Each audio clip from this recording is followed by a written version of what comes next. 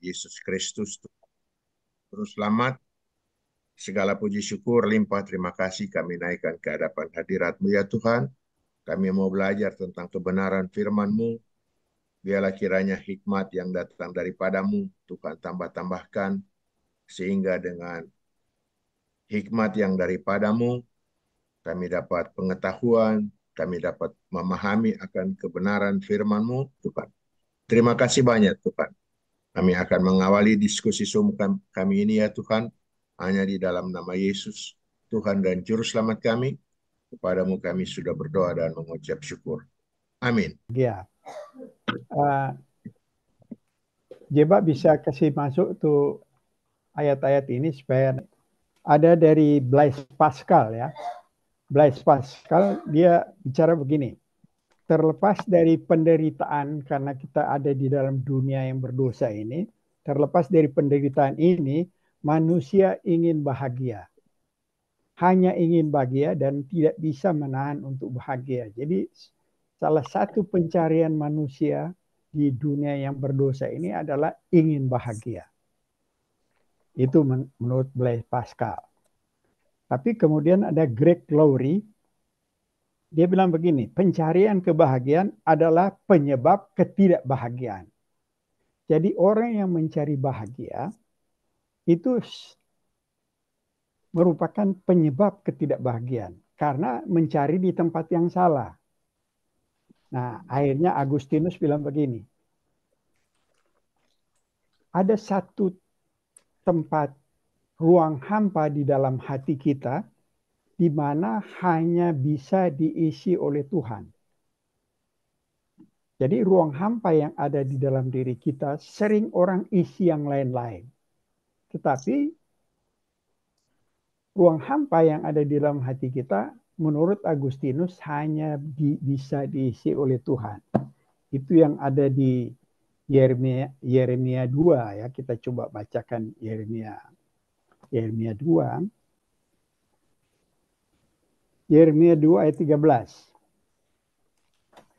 Sebab 2 kali umatku berbuat jahat. Mereka meninggalkan aku sumber air hidup untuk menggali kolam bagi mereka sendiri, yakni kolam yang bocor yang tidak dapat menahan air. Jadi mereka meninggalkan air yang hidup, menggali kolam untuk mencari air sendiri, tetapi ternyata kolam yang bocor yang tidak dapat menahan air. Itu maksudnya ada hati yang hampa di dalam ruang hampa di dalam diri kita katanya menurut Agustinus yang hanya bisa diisi oleh Allah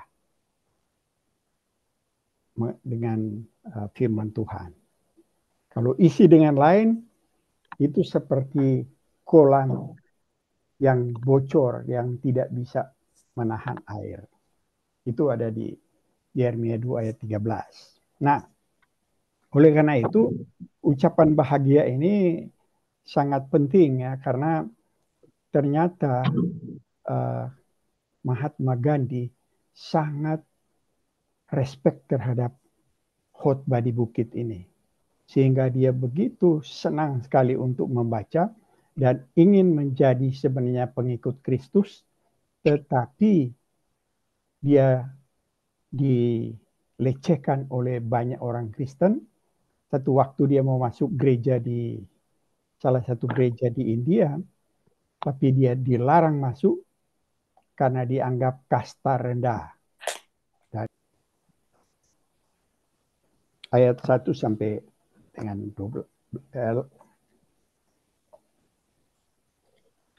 Kita baca sampai 10 dulu ya. Ketika Yesus melihat orang banyak itu, naiklah ia ke atas bukit, dan setelah ia duduk, datanglah murid-muridnya kepadanya.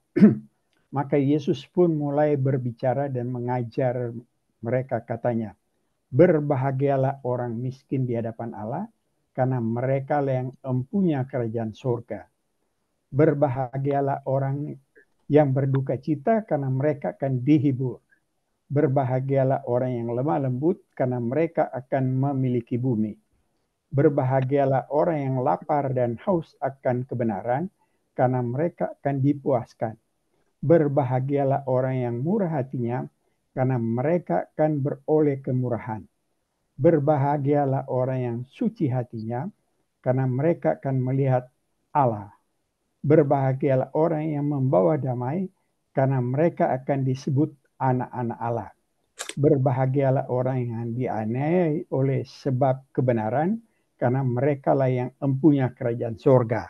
Nah, sampai di situ dulu pembacaan yang ini. Ya, bisa.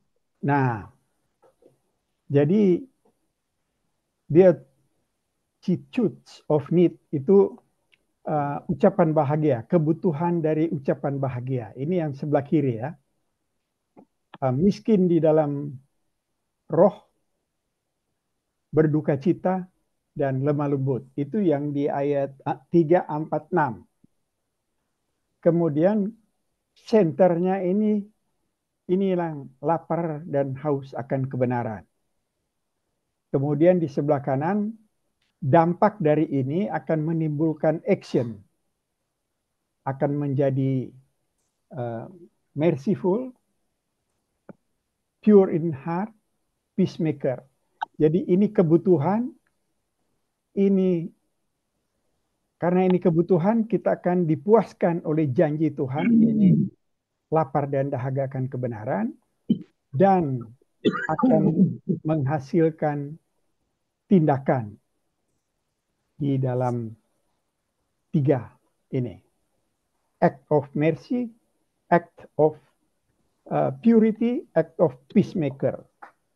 Tapi yang ini, poor in spirit, adalah need of spiritual, ini need of apa ini? Need of ini need of relational, ini need of emotional. Jadi ini spirit, ini emotional karena akan berduka cita karena kita miskin di hadapan Allah. Ini relasional. Nah, ini yang kita akan coba jelaskan satu-satu ya.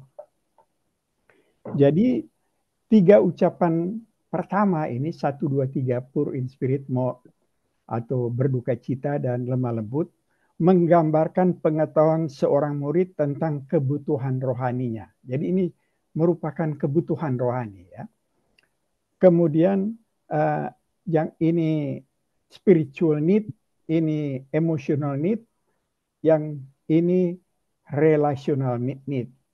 Karena ini kebutuhan ini akan dipuaskan dengan janji Tuhan. Yang bagi mereka yang lapar dan dahaga akan kebenaran. Dan janji Tuhan ini akan menimbulkan tindakan, kita akan merciful, akan suci di dalam hati, mendatangkan damai sejahtera. Nah, itu dia punya bagan ya. Ucapan bahagia kelima dan ketujuh ini menggambarkan hasil dari ucapan bahagia keempat. Jadi hasil dari ini ya, dia akan menimbulkan action dari 5, 6, 7 ini. Nah, 5 ayat 3 jebak dengan Matius 3 ayat 10. Bisa tampilkan tadi.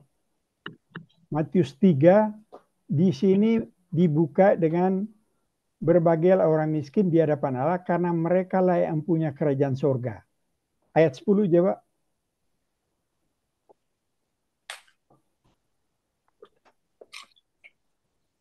Ayat 10, berbahagialah orang yang dianiaya oleh sebab kebenaran karena mereka lah yang punya kerajaan surga. Nah, ini ayat 3 dan ayat 10 merupakan bookend atau penyangga buku ya. Jadi di atas ayat 3 akan mempunyai kerajaan surga, di bawah mereka yang mempunyai kerajaan surga. Jadi itu diapit. Itu 3 dan 10 itu merupakan bookend. Bahasa Inggris bookend itu kan penyangga buku ya. Jadi kiri dan kanan penyangga buku, mereka akan punya kerajaan surga, ditutup dengan ayat 10. Jadi kebanyakan para ahli hanya membicarakan bahagia ada 8, dari 3 sampai 10. Karena kalau sudah masuk di ayat 11, itu sudah ganti kata ganti perorangan. Karena kalau ayat 3 sampai dengan 10 itu pakai mereka. Karena mereka lah akan mempunyai. Ayat 4 karena mereka akan dihibur. Ayat 5 karena mereka akan memiliki bumi. Sampai di ayat 11 berbahagialah kamu. Jadi sudah ganti kata ganti orang. Nah, oleh karena itu hanya 3 sampai 10 itu ucapan bahagia yang sering dibahas ya. Nah, kita bahas mengenai miskin dalam roh. Matius 5 ayat 3. Jadi Matius 3 miskin dalam roh ini bukan berarti kepribadian ya. Yang dibicarakan miskin ini dalam karakter. Jadi betapapun kuat kepribadian para murid, karena ini hanya berbicara di para murid ya, nanti untuk sampai ke kita. Jadi seperti Petrus ya, dia punya jiwa kepemimpinan, berani, itu kepribadian. Tapi mereka itu miskin di dalam karakter yang bergantung penuh kepada Tuhan. Karena mereka tahu mereka sering buat dosa. Mereka sangat lemah. Kalau tidak diberikan anugerah, mereka akan jatuh. Begitu juga kita. Oleh karena itu, kita yang merasa sangat lemah di dalam rohani kita, karena sering tiap hari kita pasti ada dosa. Baik pikiran, mungkin tindakan banyak yang sudah tidak melakukan dosa di umur-umur kita ya. Apalagi yang dosa-dosa berat, mencuri, berbohong, apa semua. Tetapi pikiran itu yang gampang sekali. Orang iri hati, kita sombong aja itu, atau ada hal-hal mengenai pikiran yang tidak sehat, kita ada senyum-senyum padahal kita benci orangnya. Nah, ini kan susah sekali. Setiap orang bisa jatuh di dalam dosa setiap hari ini. Oleh karena itu, sebenarnya kita miskin, apalagi Paulus bilang di 1 Korintus 13 ayat 9, yang mana pengetahuan kita tidak lengkap. Karena kita pengetahuan tidak lengkap, jadi bagaimana untuk melengkapi itu, kita selalu harus bergantung kepada Tuhan. Karena kalau kita merasa kita sudah tahu semua, padahal Tuhan kita tidak lengkap. Nah, itu sebabnya dengan kelemahan kita, dengan pengetahuan yang tidak lengkap, kita harus bergantung kepada Tuhan. Kita harus menyadari bahwa kita ini miskin rohani. Itu sebabnya Martin Luther waktu meninggal ternyata di sakunya ada note di dalam sakunya. Setelah dibaca, Martin Luther punya note itu, dia bilang, I am a beggar. Saya adalah minta-minta. Karena miskin di sini sama artinya dengan begar. Nah, begar itu kan kalau minta-minta itu dia hanya bisa hidup dibantu oleh orang lain. Nah, sama dengan kita. Kalau merasa kita miskin, kita hanya bisa berjalan hari-hari dalam rohani kita hanya bisa bergantung dengan anugerah Allah. Begitu kita tidak bergantung, gampang sekali kita jatuh di kuasa kegelapan. Nah, oleh karena itu orang Kristen selalu merasa miskin untuk bergantung kepada Allah. Itu yang maksudnya miskin secara rohani ya. Dan di sini kalau bahasa Inggris berbahagia, kalau bahasa Inggris kan blessed, blessed, blessed, diberkati. Jadi diberkati dulu, objektif dari Tuhan, fakta dari Tuhan, baru kita berbahagia. Jadi subjektif. Jadi kita mendapatkan objektif dari Tuhan, fakta, baru kita berbahagia. Karena kenapa? Karena kita itu sadar akan kemiskinan rohani kita. Sadar akan kita adalah peminta-minta untuk selalu mintakan anugerah dari Tuhan. Begitu kita sadar itu, kita dijamin diberikan kerajaan Allah kepada kita. Itu yang ayat 3. Kemudian ayat 5, ayat 4. Berbahagialah orang yang berduka cita karena akan dihibur. Nah, ini kalau kita membaca sekilas, masa orang berduka cita dibilang berbahagia? Kan sebenarnya ada istilahnya oksimoron. Oksimoron artinya kontradiksi. Masa orang berduka cita dibilang berbahagia? Nah, apa artinya sih sebenarnya berduka cita? Ini ada hubungannya dengan ayat yang ketiga. Karena kita miskin di dalam hal rohani, kita ini minta-minta selalu kepada Tuhan akan anugerah Tuhan. Karena kalau tidak, kita gampang sekali jatuh. Oleh karena itu, kita miskin di hadapan Allah. Miskin rohani, kita sadar betul. Nah, karena kita sering bikin dosa itu kita berduka cita karena dosa-dosa kita. Tapi bukan hanya kita berduka cita akan dosa kita, kita berduka cita juga kepada saudara-saudara kita yang masih berdosa. Saudara-saudara kita yang belum mengenal Tuhan. Dan banyak saudara-saudara kita masih cuek terhadap Tuhan. Nah, ini kita berduka cita kepada orang-orang yang kita kasih yang masih jauh dari Tuhan. Selain kita berduka cita akan dosa kita, kita berduka cita kepada saudara-saudara kita yang masih hidup dalam kedagingan. Nah, itu maksudnya berduka cita ya, berhubungan dengan kemiskinan rohani kita. Dan kita juga berduka cita kepada sesama kita yang perlu kita bantu secara rohani. Itu maksudnya berduka cita. Karena mereka akan dihibur. Jadi ini kebutuhan semua ya, kebutuhan, kelemahan kita butuh anugerah dari Tuhan. Kita berduka perlu dihibur oleh Tuhan dengan pengampunan dosa.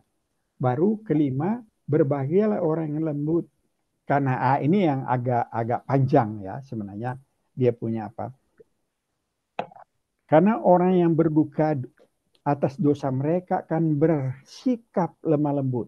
Karena mereka tahu mereka lemah, mereka miskin terhadap Tuhan di hadapan Allah, dan mereka berduka akan dosa dan berduka kepada orang lain, kekasih kita punya dosa, pasti kita akan menjadi lemah lembut. Ya tidak menuntut. Karena kenapa kita harus menuntut hak? Padahal kita ini sadar akan kemiskinan kita. Kita berduka terhadap dosa-dosa kita. Oleh karena itu, kelembutan adalah pendekatan yang rendah hati dan sederhana dari seseorang yang menyadari kemiskinan rohaninya dan membiarkannya kesadaran itu membimbing karakter dia untuk menjadi lemah lembut. Tanda kelemah lembutan bukan dengan tidak adanya ketegasan. Orang yang sukses dan kuat harus belajar bagaimana menggunakan kekuatan mereka untuk orang lain. Bukan hanya untuk diri mereka sendiri. Kita mengetahui Injil jika kita mengetahui kemiskinan dan dosa rohani kita, kita tahu bahwa kita tidak berhak meninggikan diri kita sendiri. Karena kita sadar kita ini miskin rohani. Kita sadar kita berduka terhadap itu. Oleh karena itu kita perlu kelembutan untuk menyadari itu, untuk tidak menuntut apa-apa. Tidak merasa kita punya hak istimewa untuk dipandang orang. Nah itu, orang yang lemah lembut mengakui bahwa dosa-dosa mereka mendiskualifikasi mereka dari meraih istimewa bagi diri mereka sendiri. Dan doa mereka mungkin berkata, Tuhan, aku yang berdosa, yang malang dan tidak berhak meminta apapun untuk diriku sendiri. Itu kira-kira orang yang lemah lembut. Karena itu merupakan kebutuhan. Nah, kebutuhan-kebutuhan ini mengenai kita miskin terhadap rohani dan kita berduka terhadap dosa dan terhadap saudara-saudara kita yang masih hidup di dalam kedagingan, dan kita lemah lembut karena kita tidak mempunyai hak untuk menuntut segala sesuatu di hadapan Tuhan maupun sesama. Kita harus mengerti, menyadari kita ini miskin rohani.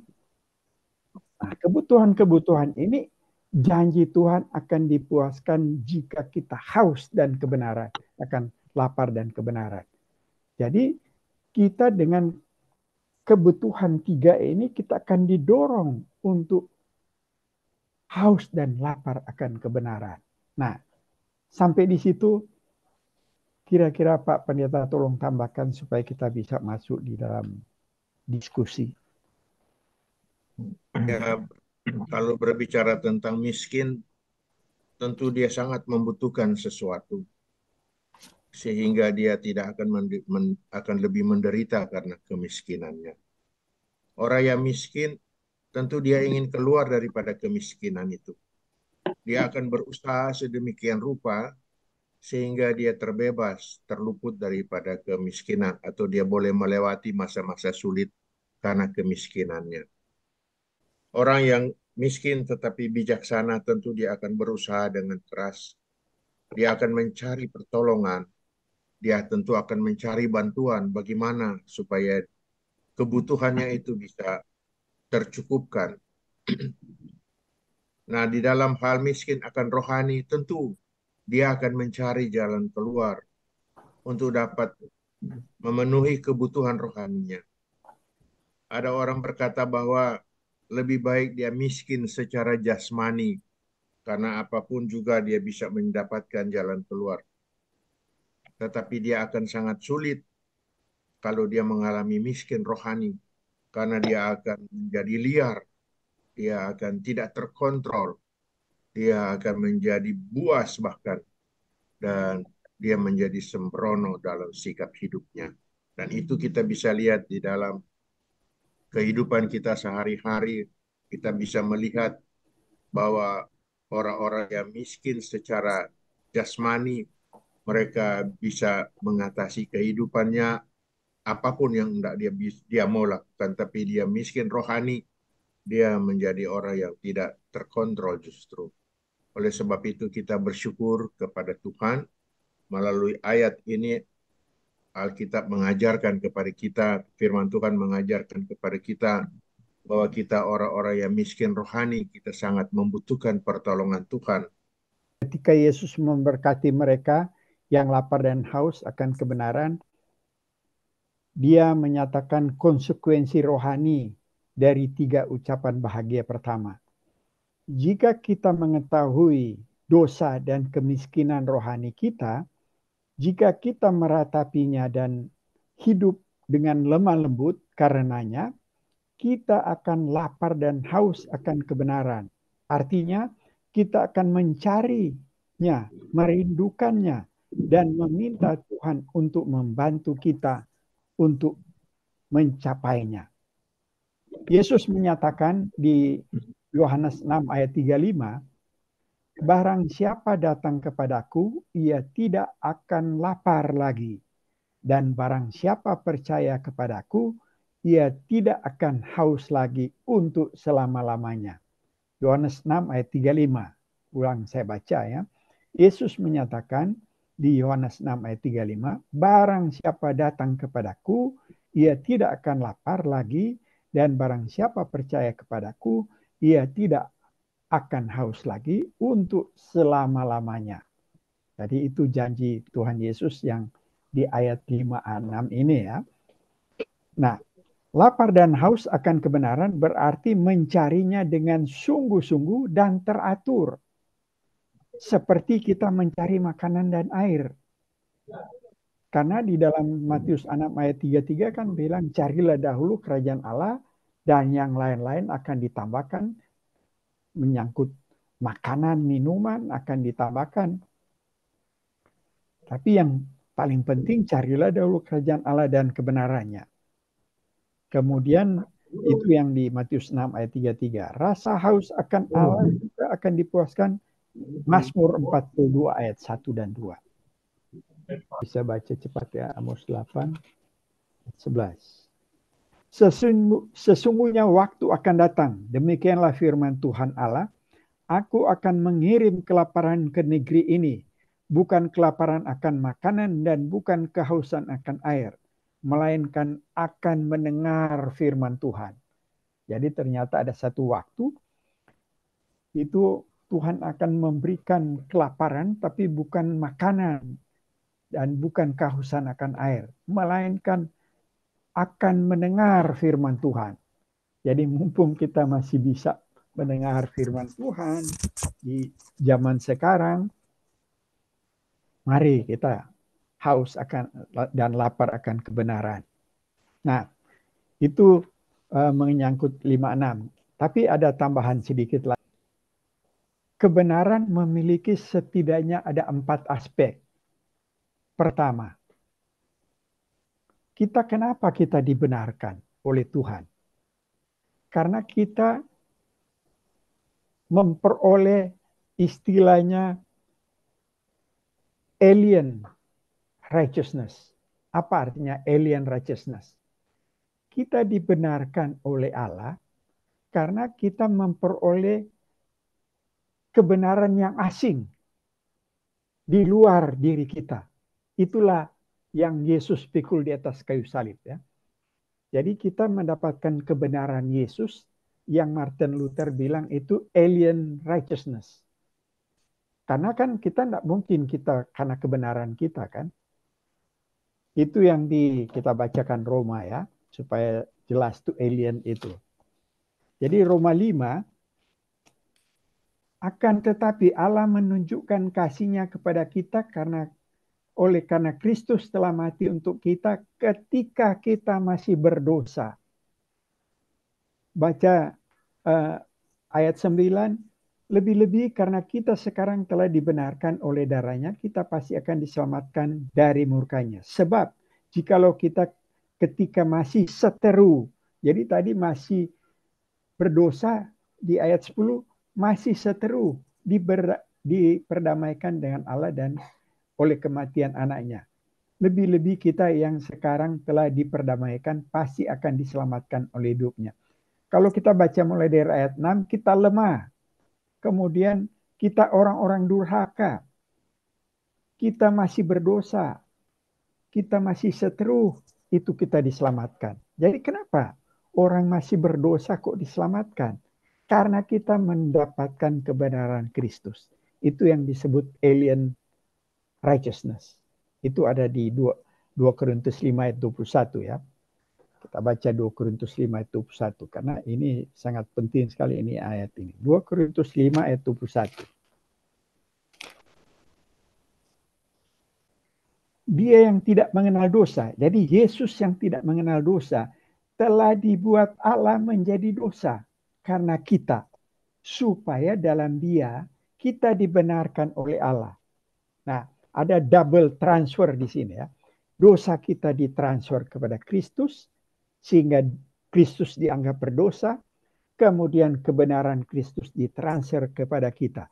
Itu yang kebenaran Kristus yang ditransfer kepada kita, itulah yang disebut alien righteousness. Kebenaran asing di dalam diri kita. Karena kita dibenarkan selagi kita masih berdosa. Selagi kita masih seteru. Jadi tidak ada andil sama sekali di kita. Itu yang disebut justification di dalam Alkitab ya. Atau pembenaran. Itu yang aspek pertama. Baru aspek kedua, di dalam kebenaran itu ada personal righteousness. Apa artinya personal righteousness? Di mana setelah kita dibenarkan, kita hidup dikuduskan, makin serupa dengan Kristus. Itu yang disebut personal righteousness. Dan di dalam Alkitab menyatakan itulah pengkudusan. Jadi setelah kita dibenarkan karena ada alien righteousness, kebenaran Kristus yang dikaitkan kepada kita, diperhitungkan kepada kita, sehingga Allah Bapa menganggap kita benar, walaupun kita masih dalam seteru, masih dalam berdosa, masih lemah, tapi karena sudah pakaikan kebenaran Kristus, kita dibenarkan. Dan dosa kita ditransfer kepada Kristus di 2 Korintus 5 ayat 21. Sesudah itu kita memperoleh alien righteousness, masuk di tahap kedua kita personal righteousness. Artinya kita masuk di dalam pengkudusan, menyerupai Kristus. Setelah kita dibenarkan, kita dikuduskan menyerupai Kristus. Itulah yang disebut sanctification atau pengkudusan. Jadi itu personal righteousness. Jadi pertama alien righteousness, kemudian kita masuk personal righteousness untuk menjadi seperti Kristus. Yang ketiga social righteousness. Apa artinya social righteousness? Karena kita bukan hidup sendiri di dunia ini. Kita harus berkomunitas. Nah, di dalam komunitas itu kita membawa kebenaran kepada komunitas kita. Itu sebabnya Matius 5 ini dia bukan hanya sampai ucapan bahagia ya. Karena dia satu dengan garam dunia dan terang dunia. Jadi itu satu dia, dari ucapan bahagia sampai dengan garam dunia dan terang dunia. Jadi setelah kita mendapatkan diberkati dan kita bahagia karena diberkati lebih dulu, kemudian kita akan menjadi garam dunia dan terang dunia. Itu yang ayat 13 sampai 16. Dan yang terakhir, keempat itu mempunyai dimensi ekskatologis. Jadi kita menantikan dengan penuh pengharapan akan adanya kebenaran yang akan datang, yaitu Kristus Yesus sendiri. Jadi ada tujuan bagaimana kita akan bertemu dengan